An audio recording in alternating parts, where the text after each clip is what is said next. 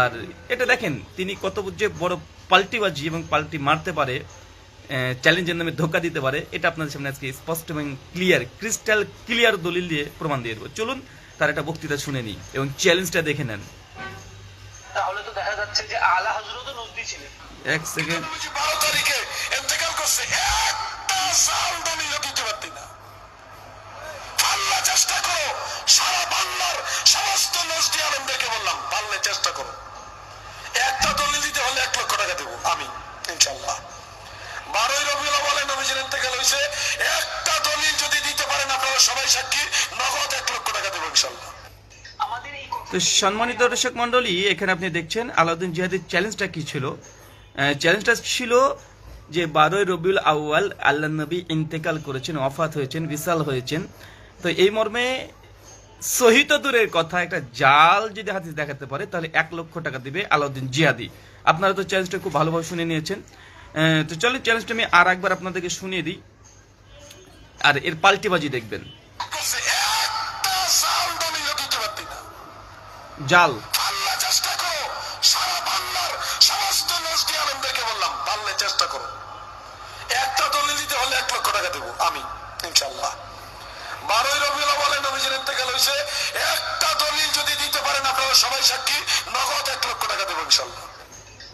আচ্ছা, এ হচ্ছে চ্যালেঞ্জের বাহাসের, চ্যালেঞ্জের মুনাজারার চ্যালেঞ্জের ভাষা কি ছিল। আল্লাহ রসুল মুহাম্মদ সাল্লাল্লাহু আলাইহি ওয়াসাল্লাম 12 রবিউল আউয়াল ওয়াফাত হয়েছে, একটাকে যদি জাল হাদিস দেখাতে পারে পৃথিবীর সমস্ত নজদি আলেম, তিনি 1 লক্ষ টাকা পুরস্কার দিবেন। চ্যালেঞ্জটা মনে আছে না আলাউদ্দিন জিহাদি সাহেব? এখন এই চ্যালেঞ্জের সপক্ষে আমি স্বয়ং তার বই থেকে দেখিয়েছি, আল বিদায়া নিহায়া, তিনি রেফারেন্স কোট করেছেন।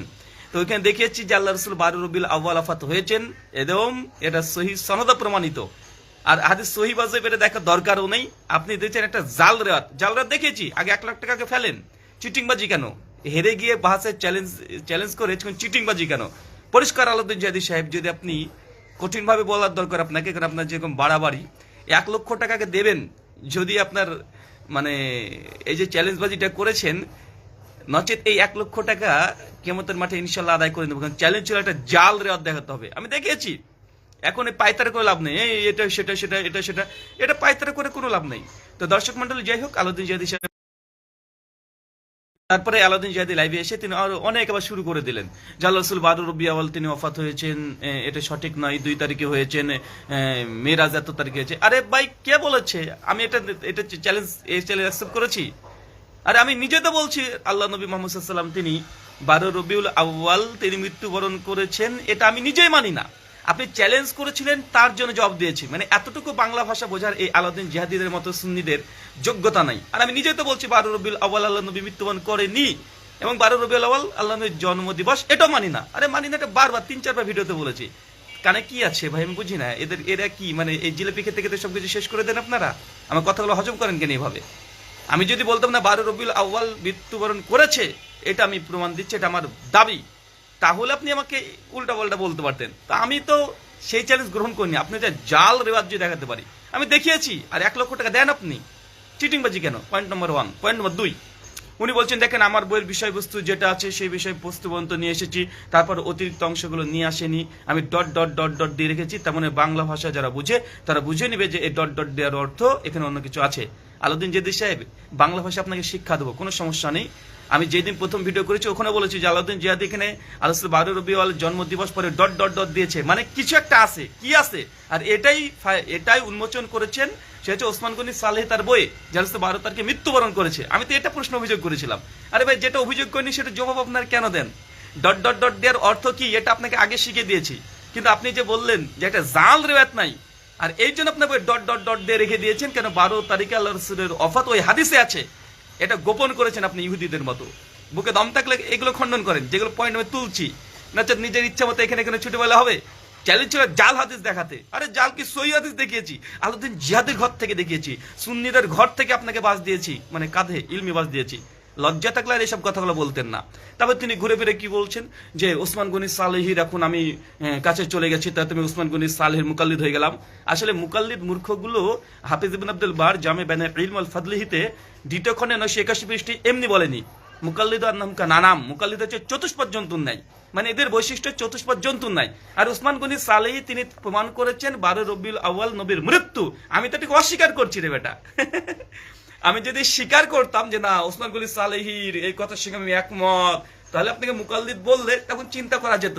আর আমি তো ওসমান গনি সালেহির এই মাসালায় দ্বিমত করছি। কিন্তু এখানে আপনাকে tit for tat anti venom ফাক্কি যে জবাব, যে আপনি বলছেন এটা জাল রিওয়ায়াত নাই, কিন্তু ওসমান গনি সালেহি সুন্নি, আপনার কাছে বড় মাপের যে মুহাদ্দিস, এই মুহাদ্দিস বলছেন না নবী 12 তারিখেই জন্মগ্রহণ করেছে এবং তিনি মৃত্যুবরণ করেছে এবং চ্যালেঞ্জ করেছে। বুকে দম থাকলে ওসমান গনি সালেহির সঙ্গে আসেন। উনি বলছেন ওসমান গনি সালেহি তার গবেষণাকে আমরা সম্মান করি, ভালোবাসি, তার গবেষণার সঙ্গে কোনো আমাদের দ্বিমত নেই। তো ওসমান গনি সালেহির গবেষণা তিনি 12 রবিউল আউয়াল মৃত্যুবরণ করেছে এবং আপনাদের সুন্নিদেরকে চ্যালেঞ্জও করেছে, আপনাদের ঘরানার। আপনি বলছেন তো অনেক সম্মানীয় লোক, এটা হচ্ছে বাস, এটা হচ্ছে তেল দিয়ে বাস মারা ওসমান গনি সালেহিকে। কারণ আলাউদ্দিন যদি ভিডিওটি যা দেখলাম, মানে আমার কাঁধে বন্দুক রেখে ওসমান গনিকে সালেহিকে অ্যাটাক করছে, এটা খুব ভালো জিনিস, ভালো লেগেছে। তো তারপর আমি বলবো যে ওসমান গনি সালেহির মুওয়াক্কিফের সঙ্গে আমি একমত নাই, তাই এই মুকাল্লিদ ফতোয়া দেওয়া এটা এই আলাউদ্দিন জিহাদি মুকাল্লিদের একটা নিকৃষ্ট একটা জ্ঞানের মানে পরিধি ছাড়া আর কিছু না। আমি যদি তার কথাকে মেনে নিতাম যে না 12 তারিখে ওফাত হয়েছে, আরে মানি না, আমি তো বারবার বলছি রে ভাই। কিন্তু আপনার চ্যালেঞ্জবাজি করেছিলেন 12 তারিখের একটা জাল দলিল দিতে পারবে না, আমি যে আলাউদ্দিন জিহাদি 1 লক্ষ টাকা দিয়ে দেবো, এই যে আপনার চ্যালেঞ্জবাজিকে দুমড়িয়ে দিয়েছে, একদম একদম পুরো বাস দিয়ে দিয়েছি, ইলমি বাস। আর ওসমান গনি সালেহি বলেছেন 12 রবিউল আউয়াল মৃত্যুবরণ করেছে, এটাকে আপনি গ্রহণ করছেন না তাকে সম্মান করি, তাকে শ্রদ্ধা করি। কেন? ওটা তোমার নিজের ফিরকার, ওটা তোমার নিজের ফিরকার, তার জন্য অনেক সম্মান করো। মানে তোমারা কুত্তা, মানে আমারা কুত্তা কুত্তা হে আর তোমারা কুত্তা টমি, হ্যাঁ, মানে আপনার কুকুর কুকুর আর আমার কুকুরটা, সরি আমার কুকুরটা কুকুর আর তোমারটা টমি, ইয়ে কেন রে ভাইজান? ওসমান গনি সালেহিকে বলতে হবে, ওসমান গনিকে বলতে দিতে হবে। আলাউদ্দিন জিহাদি সাহেব বলছে যে ব্রাদার রাহুল বারবার ঘুরে ফিরে বলছে যে আলা হযরত আমাদের এখানে বেরুলি আমাদেরকে কাফের বলেছে, মুরতাদ বলেছে। তো উনি তো আর আলা হযরতের কথার উপরে ভিত্তি করে আমার সঙ্গে কথা বলতে আসেননি। আবার আলাউদ্দিন জিহাদি ওইটাও বলছে যে না আমি আলা হযরতকে অনেক সম্মান করি, অনেক ভালোবাসি। তো ভালোবাসি, সম্মান করি, তার জন্য তোমাকে বলছি ভাই, তার জন্য তোমাকে বলছি যে তোমার এই যে বিষয়টা, এই যে চ্যালেঞ্জ করছে এবং আমাদেরকে মুরতাদ ফতোয়া দিয়েছে, আর তোমাদের অন্তরের মধ্যে আছে আমাদেরকে হত্যা করবে তোমরা, মুরতাদের শাস্তি হত্যা। মনে হচ্ছে না আমরা তো আলাউদ্দিন জিহাদির ফতোয়ার উপরে ভিত্তি করে এই কথা বলিনি, বরং আমরা কিসের ভিত্তিতে করেছি? আমরা হচ্ছে আল্লাহ রসুল কাফের মুশরিকদের সঙ্গেও তিনি দাওয়াত দিয়েছেন, কথা বলেছেন, এর ভিত্তিতে। যদি আপনি আমাকে তেমনটা মনে করেন না, এটা বলেছেন।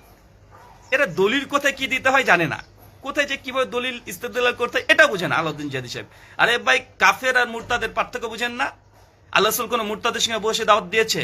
আপনারা আমাদেরকে মুরতাদ মনে করছেন, আপনারা মুরতাদ ফতোয়া দিয়ে রেখে দিয়েছেন। আপনি বলছেন যে তাহলে আমরা নাকি স্বীকার করে নিচ্ছি মুরতাদ নিজেদেরকে, তো ভালো কথা। এবং আল্লাহ হযরত মুরতাদ ফতোয়া দিয়েছে, অনেক বিশিষ্ট উলামারা এখানে সম্মতি জানিয়েছে, তাহলে আপনি আমাকে মুরতাদ মানছেন। আর উনি বলছেন যে আমিও নাকি নিজেকে মুরতাদ মেনে নিয়েছি। মানে এদের জ্ঞানের পরিধি এতই নিম্ন লেভেলের, আইকিউ লেভেল যাদের এতই কম, এটা অভাবনীয়।